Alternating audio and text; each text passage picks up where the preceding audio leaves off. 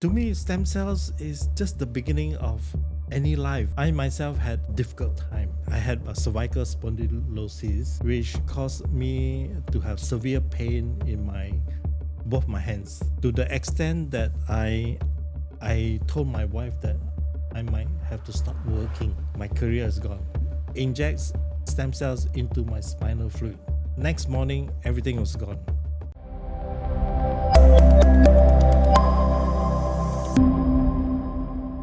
Welcome to the very first episode of Hack the Pulse. I am Ashley, the host for this podcast, and I'm a dietitian. So today, I think this podcast is a space for us to discuss a bit more about wellness, preventive, and of course, the latest trend about biohacking. So let me introduce a little bit about the podcast. So it's called Hack the Pulse. So the name hack comes from the term biohacking, which we will definitely discuss in detail. What is biohacking? Nadi is a Sanskrit word which means pulse. So pulse is not just about your heartbeat. So what we care about, what we're talking about is your vitality, your wellness, your energy, even deep down to your cell. We're very honored today to have Dr. Chua, who is a consultant anesthesiologist in a private healthcare hospital in Kuala Lumpur. So he is also an expert in regenerative medicine and cellular therapy. I think you've treated more than 10,000 patients over the 3 decades. So Dr. Chua, can you kindly introduce yourself? Thank you very much, Ashley of Nadi Clinic. Uh, yes, I've been a consultant in the private sector for almost 3 decades already. Initially, it has all been the usual Western style medicine until I realized that this is, in a way, inadequate to handle most of the simple or even more difficult medical situations that our clients or patients have to go through. I realized then I have to maybe learn something new along the way, and perhaps gain more experience and skill in helping my patients and other clients in the future to improve on their health and not come back to hospital. So, looking at the patients' suffering, and treatments they are offered to, definitely we are doing much better now because we are talking more about preventive and Yes. also regenerative medicine, and of course biohacking. So, Dr. Chua, actually, this biohacking is something which is so trendy nowadays. We see in social media. We even have artists, even CEOs, or we have non-medical people practicing biohacking. So, can you roughly just let us know what is this term biohacking? It's a very new term, I think. Basically, it has the underlying biohacking doesn't come from the medical fraternity. Actually starts with ordinary public, citizens of the world who decide to actually take charge of their own health. Right. And they actually did study biology, science and technology, and all other things that's necessary for promotion and optimizing of their own health. They don't simply do things without thinking or in-depth study. So the early biohackers actually have put in a lot of work reading up medical science, research papers, and coming up with their own ideas about how to optimize their health. Different from doctors who have to study basically from the books and go according to the books and follow strict protocol.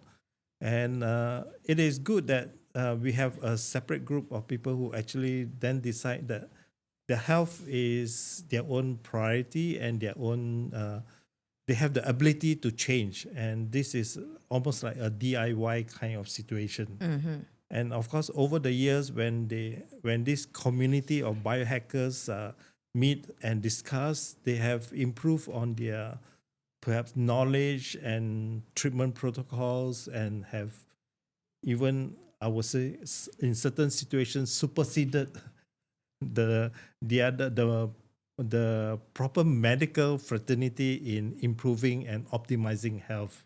Yeah. Because I must admit that the Western medicine type, we a lot of the time focusing on symptomatic treatment.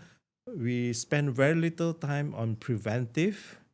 We are dishing out basically drugs, and we don't spend enough time teaching our patients or clients how to do it themselves.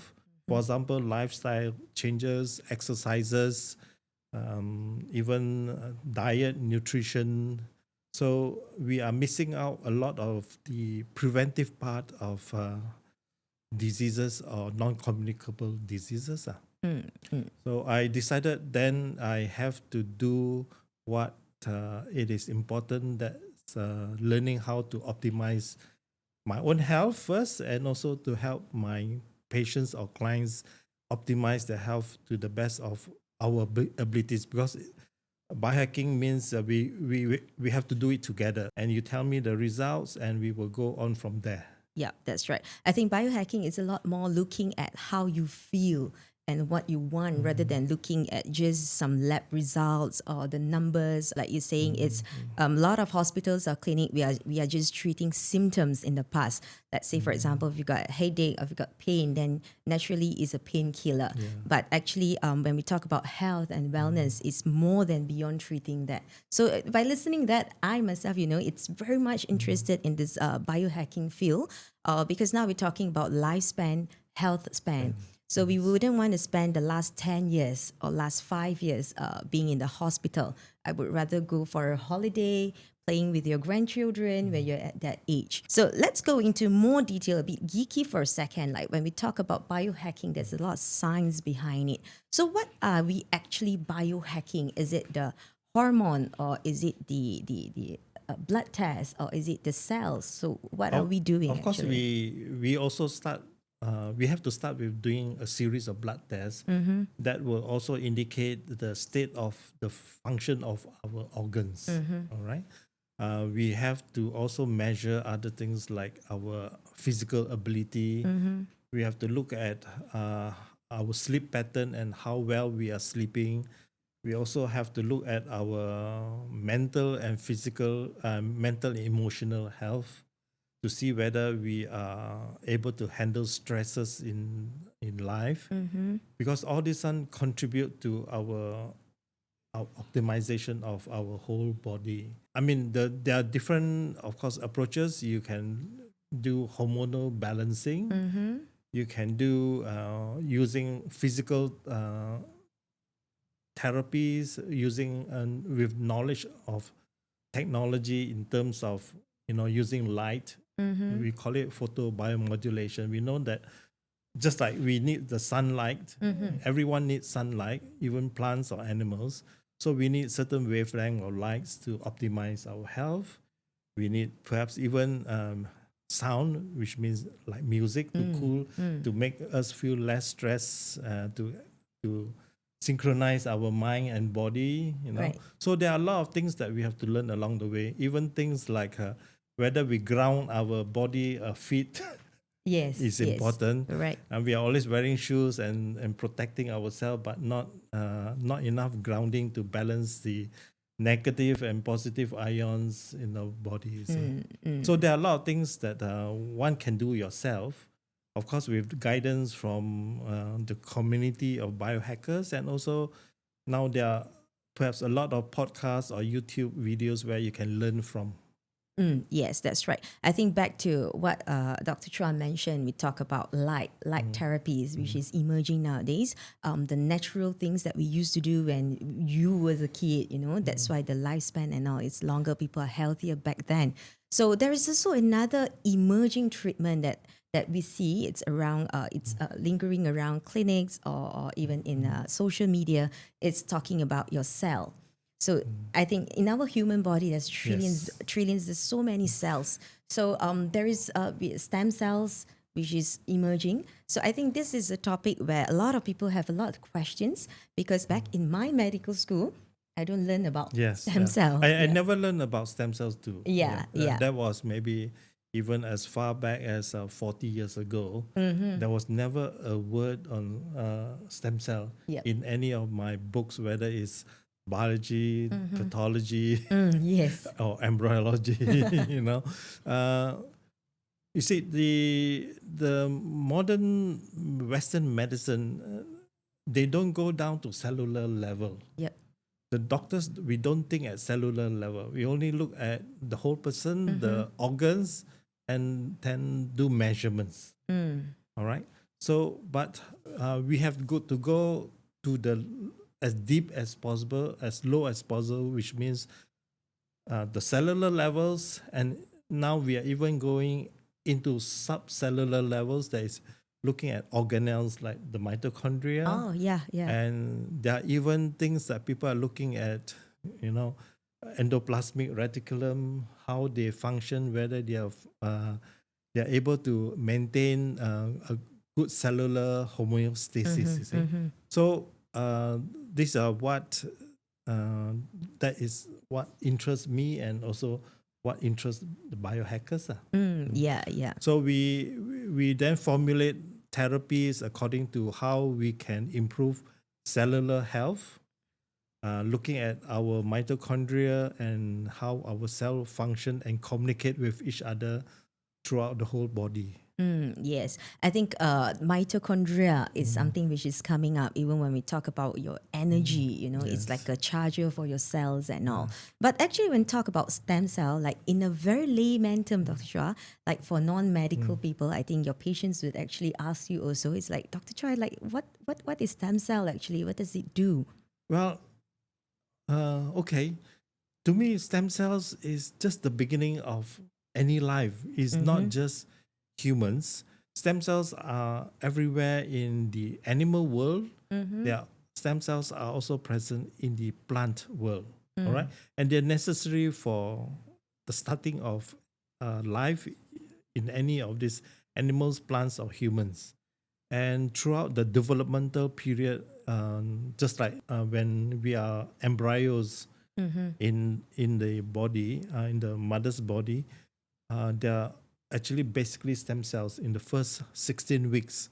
And then the stem cells, due to cues from the environment or from what is coded in the genes, they start to form all the different specialized tissues and organs. And hence, hopefully by 9 months, almost all the organs and specialized tissues are then developed to have a normal adult. A baby is considered an adult already when the baby is born. So stem cells has been with us right from beginning. If you say that we are only looking at what is living now, I'm quite sure if you look at the dinosaurs, they are also formed from stem cells, nothing We should more. have kept the dinosaur stem cell and then it won't even go Well, extinct. that's how they want to reverse engineer an extinct animal, looking at the DNA and starting off with stem cells again. So you can see stem cells is something totally not foreign. It is within us all the time. And it will stay with us until we die. Though the numbers will decrease over time, the quality will also decrease over time. Now, stem cells are unique in the sense that they can they will multiply. That means they make clones of themselves, a lot of daughter cells, and they can also differentiate into different types of tissues and eventually organs. So these are the qualities of a stem cell. So if anyone says stem cells are dangerous, then they have no idea where they actually come from. Yeah.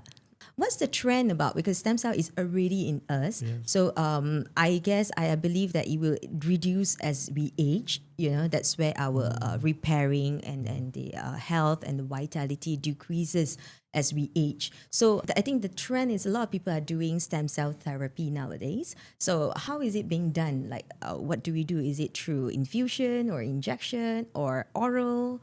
Okay, there are actually several ways if you want to stimulate or improve the human body. We all have stem cells in our human body.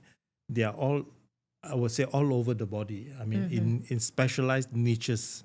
For example, we have stem cells in our hair follicles that keep the hair growing over the years, keeping the hair black if the stem cells are working well. We have stem cells in our intestines, which keep repairing because the turnover is very high. They keep repairing the long intestinal, I would say, the gut. So we have stem cells everywhere, and there are many ways of improving the health of our stem cells and maintaining. Of course, one is nutrition. Right? There are foods. There are specialized supplements that may maintain your stem cells in a more healthy way, and also to maintain the numbers. Okay, so you starting off with what you eat. Okay, then you can have if that's not enough, we have a pool of stem cells that we can harvest. For example, from the umbilical cord of the babies, where we can harvest mesenchymal stem cells from the from the Watten's jelly of the umbilical cord, and expand it. And how we deliver it, there are several ways. We can deliver it by just intravenous. We can deliver stem cells by injections into specific areas like the joints. We can deliver stem cells even into organs like injecting into the brain, because there has been many trials where they inject stem cells into the brain for Parkinson's, for strokes, and have shown improvement in all these conditions. So you can inject stem cells in different parts of the body. I see. All right. So it's very much targeted at what we want the Yes. outcome from it. Yeah. So it's because stem cell is something quite new in the medical field or in the market. So a lot of people will ask. The very first question is it safe? Will it change to some other Okay. bad cells or anything? Well, there are two main types of stem cells. One is the embryonic stem cells, the stem cells that you have with you when you're growing in the as an embryo. Okay, and that is highly potent. In fact, they call it totipotent. That means it can turn into any tissues or all the different types of cells in the body. And if that is injected in an adult now, there's a possibility of it forming a tumor. That means an overgrowth of cells, number of cells. So that is considered as dangerous and uncontrollable. And hence, embryonic stem cells are not permitted as a form of therapy. While the other group are called adult stem cells, which we actually harvest from, for example, from the umbilical cord. It's considered as adult stem cells already. And also from any adult, for example, from the bone marrow, from the fat, even from nowadays, people are looking at adult stem cells from menstrual blood, from the urine. We can even harvest it from your gums. So there are many places where stem cells can be harvested even from adults. I see. And each one may have a specific indications for use. I see. And the last type of stem cells are what we call induced pluripotent cells.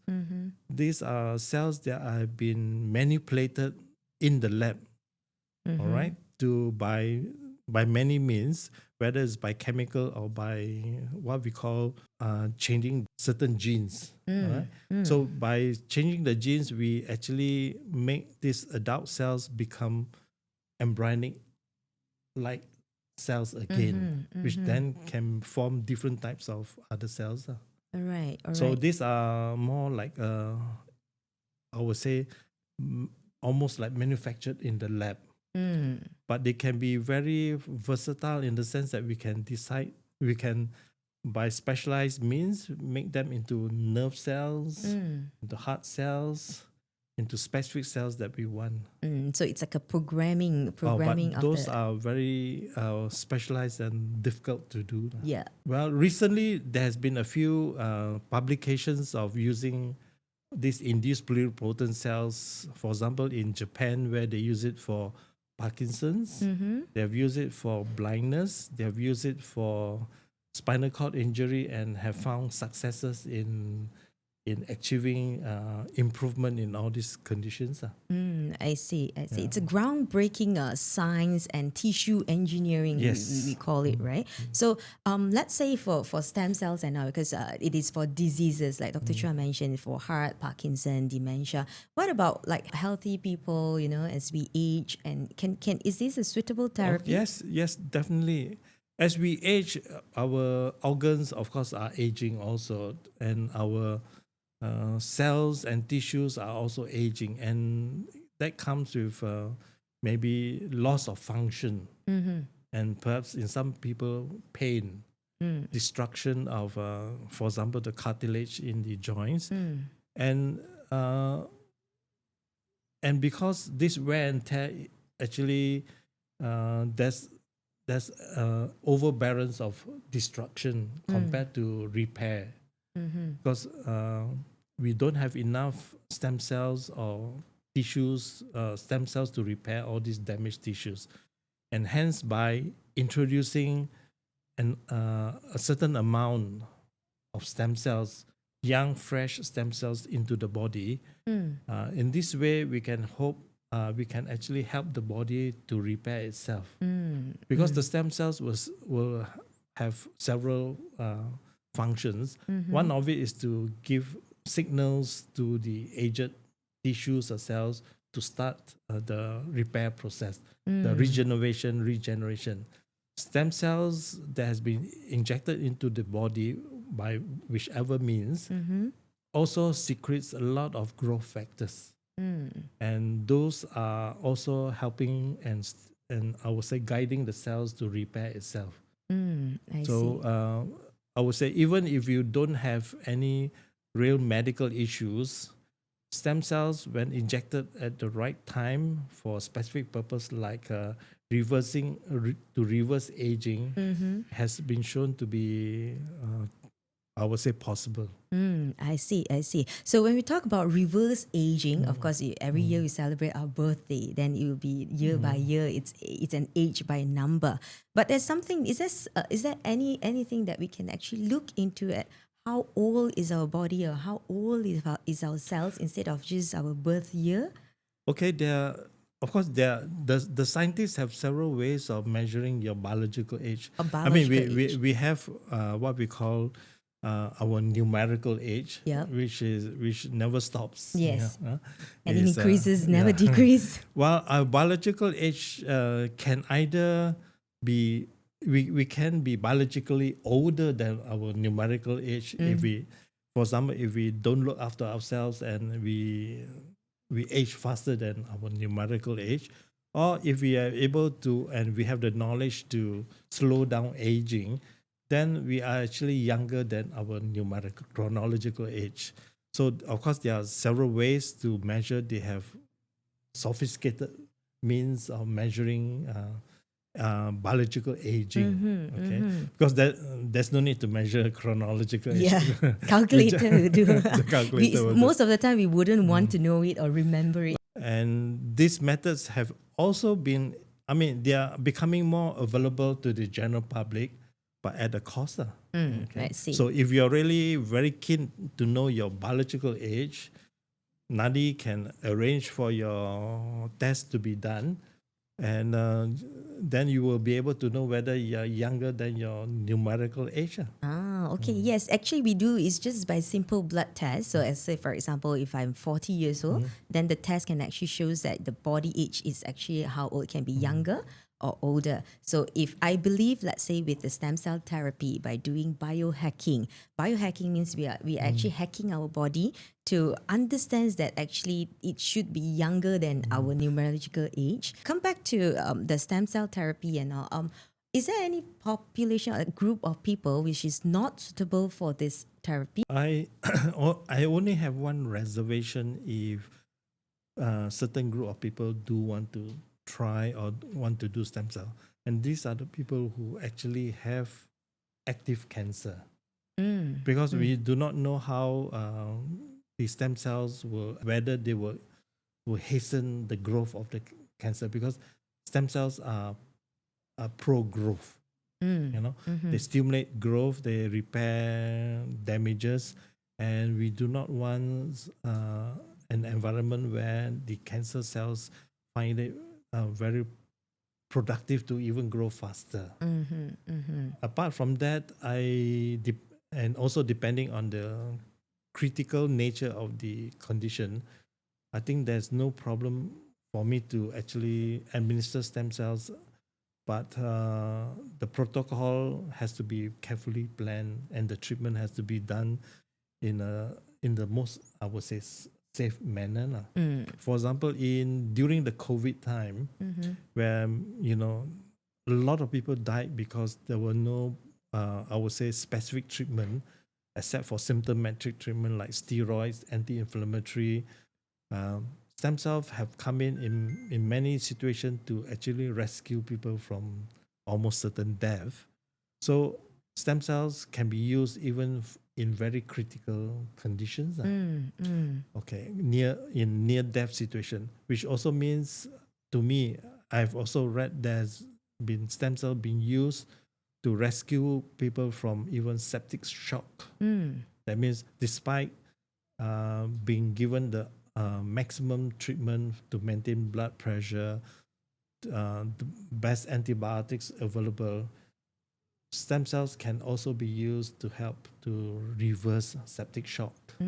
So I have no qualms in using stem cells in almost all other medical conditions, as long as I have a proper plan to do it. I mean, I've been working in the intensive care for a long time, and I've seen many patients die.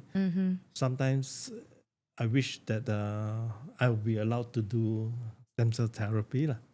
Yeah.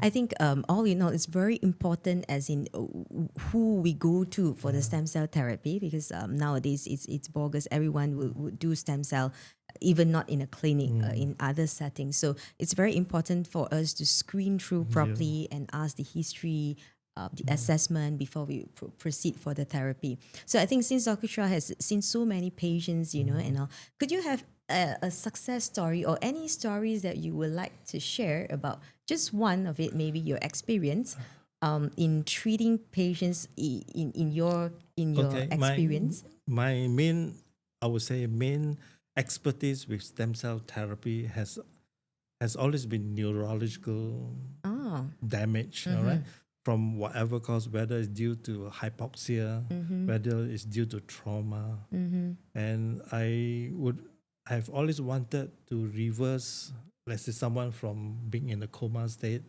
someone from being in a vegetative state. This has always been one of my ambitions to actually change the life of these unfortunate people.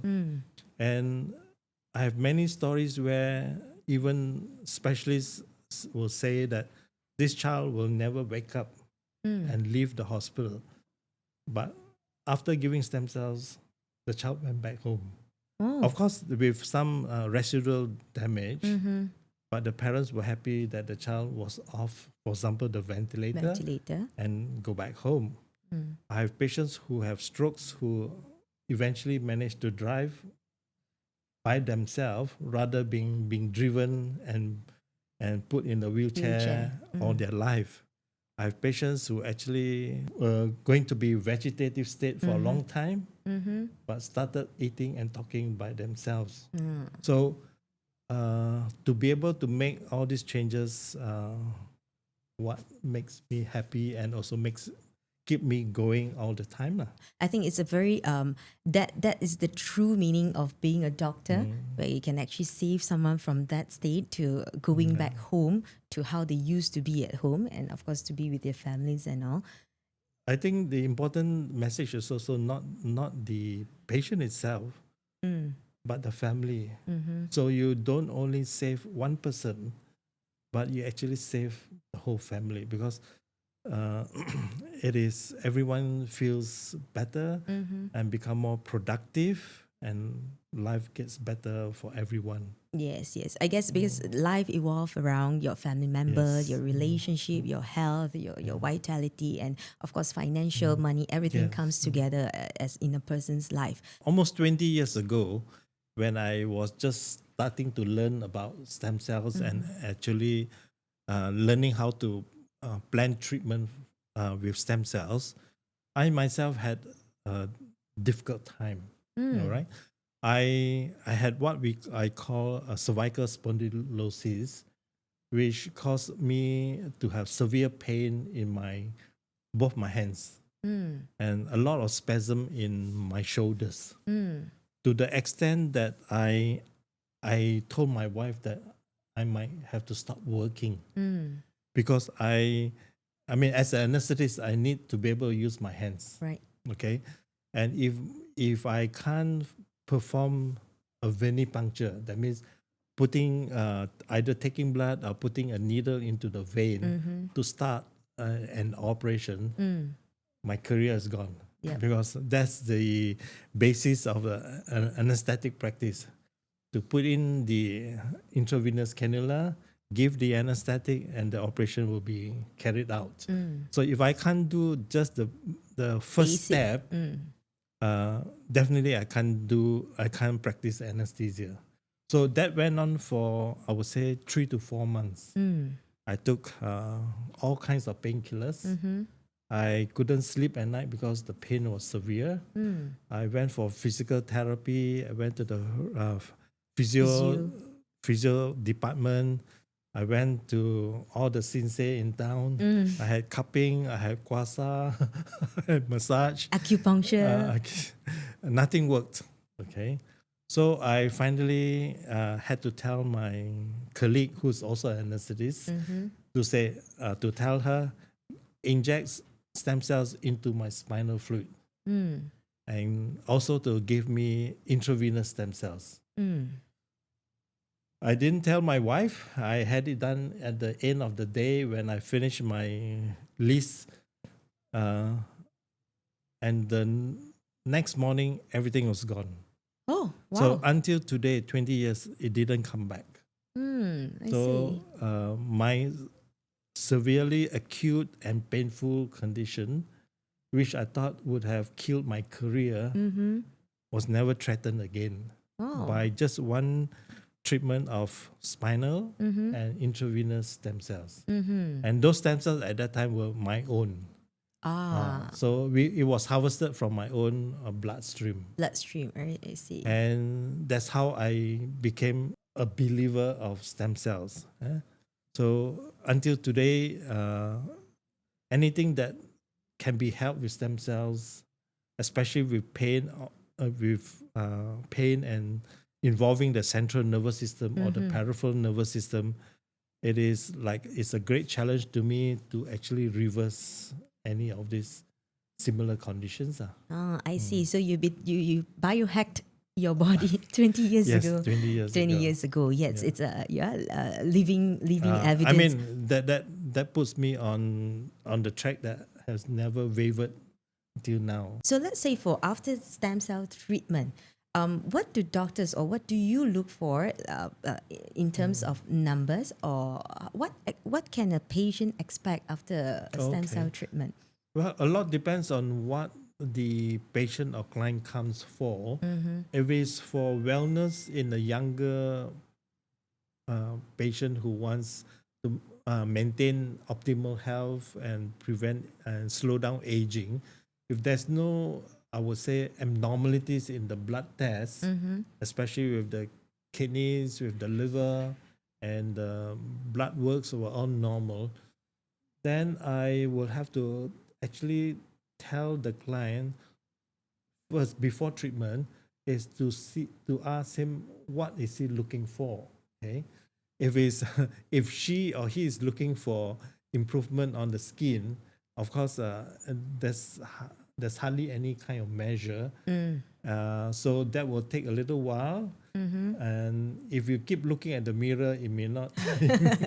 It's a mirror on the wall. It is only weeks later, I think, when a member of the family will notice your glow or a friend whom you have not met for the last few years notice that you look younger than him, that means that there has been some It's improvement. working. Yeah. I always ask the men or even the ladies, how do they get to work in the office?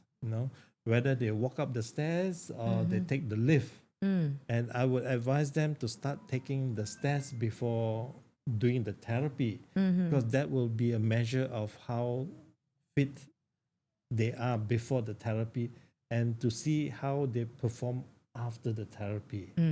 So in that sense, that is a sure way of showing that stem cells have made a great improvement in their physical ability, which also means that they have perhaps less pain and their stamina is better. Because if they are a keen golfer, it's always better to measure how well you are keeping with your other friends who are playing together. So I normally tell the men and the ladies who are active to measure how they are performing in their daily routine. It could be also housework. And the housewife can say, "Oh, I don't get tired anymore. I can go up and down the staircase without feeling tired, without breathing heavily at the top of the stairs." Yeah. Yeah. So these are the, I would say, measurements that one has to make.